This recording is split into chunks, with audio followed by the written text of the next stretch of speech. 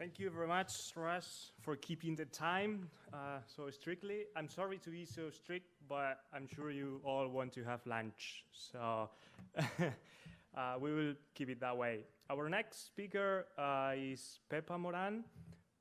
She's a PhD student with the Architecture School of the UPC. And they are experts in landscape planning. So now she's probably going to give a slightly different overview of the same problem.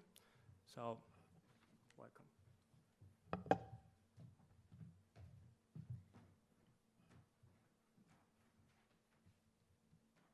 Well, hello to everyone.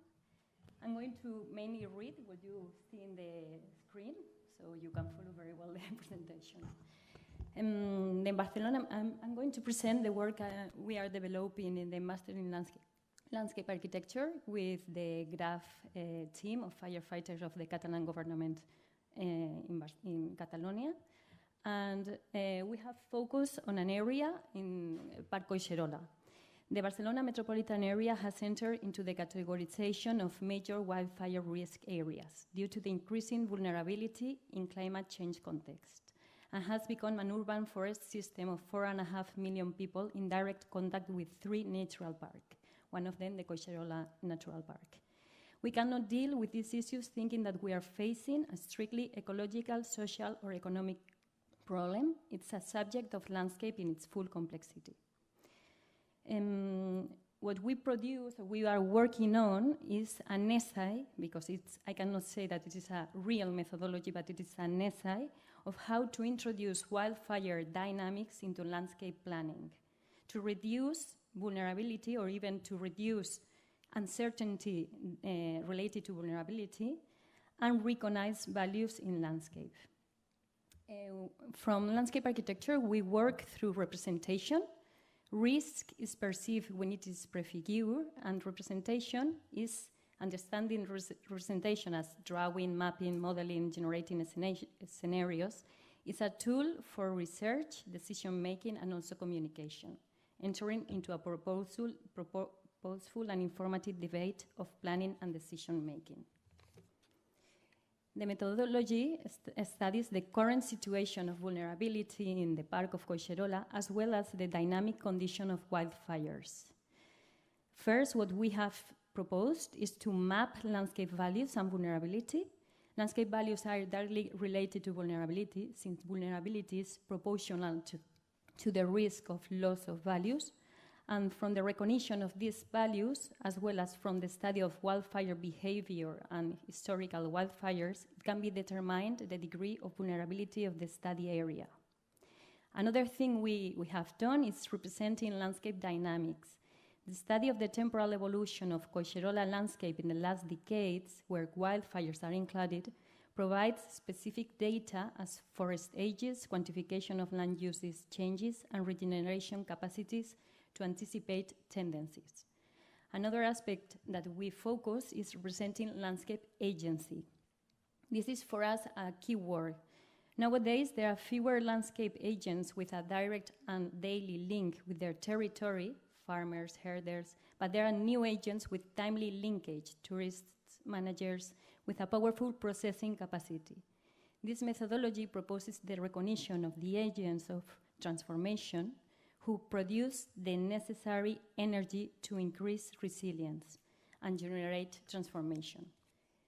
In the other side, you can see a map with the vulnerability we have tested and represented from Collserola too. Another aspect we develop in this methodology is to design change. We think that wildfire has to be integrated not only as a disturbance or to be considered as a disturbance, but a landscape dynamics.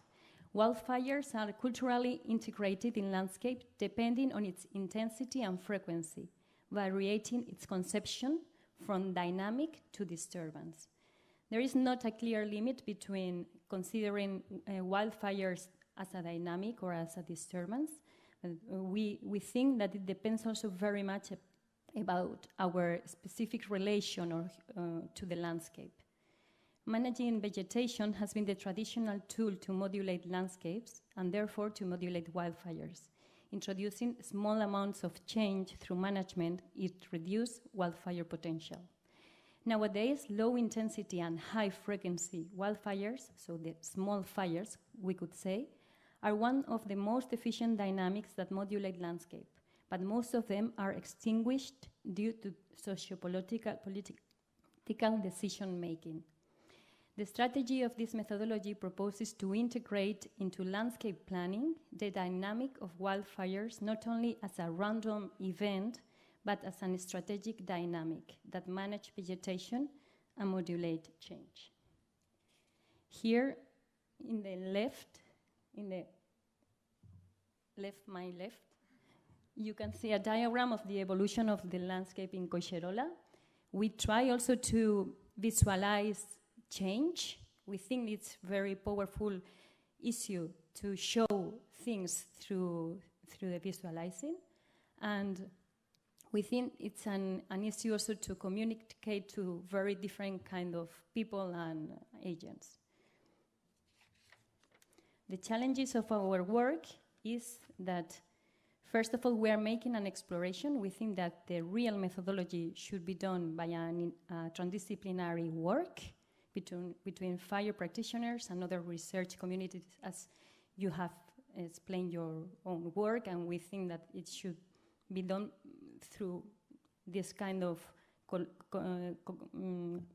collaborative work. So another thing is that it's difficult to represent values. Values has a very subjective concept also in landscape.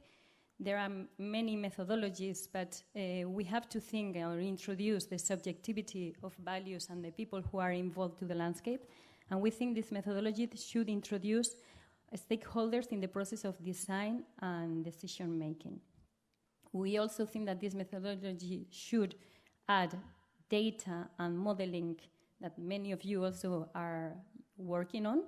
We don't do models, but we apply and work with this kind of information.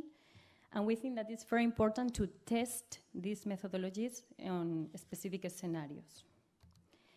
What can we offer to the fire practitioner and research community? First, we map, we draw, we represent, and this is an issue, as we said, of decision making, creating link between extinction, prevention, and landscape planning. Landscape planning is also directly linked with management. Wildfire landscapes need to integrate the temporal condition and management into planning. That is something that lacks. We don't have usually information about the dynamics that create or preserve biodiversity. We have concepts or elements that are value for biodiversity, but not the dynamics or this link between the causes and the effect. Another thing that we offer is the communication support to generate the scenarios of coexistence in wildfire landscapes. Scenarios are an opportunity to experience the transformative character of wildfire landscapes and to involve people from being spectators to active agents. Working with the communities that are directly involved and attached to the landscape, it's a very powerful issue. We haven't done it yet so much as we would like to, but we think that it's very powerful for landscape planning, that we are always working as a tool for politics to start to work from the bottom up and build and generate tools from other kind of communities and organizations, not so much political, but much more social. And another aspect is design by action. Actions as the prescribed burning that, as you know, Graph is doing a great job in this sense. They are strategical and low-cost tools. They reactivate existing vegetation strategies and regenerate areas. It is also an opportunity to reconcile our relation with fire as an ancestral practice, and it can provide multifunctional landscapes through design. Adding design to these kind of actions can create also landscape values. We think that prescribed burning can be much more than that. That can be a landscape, that can be a value, that can be a place for sharing experiences, and then we think that it could be very powerful. And what do we expect for the practitioner research community?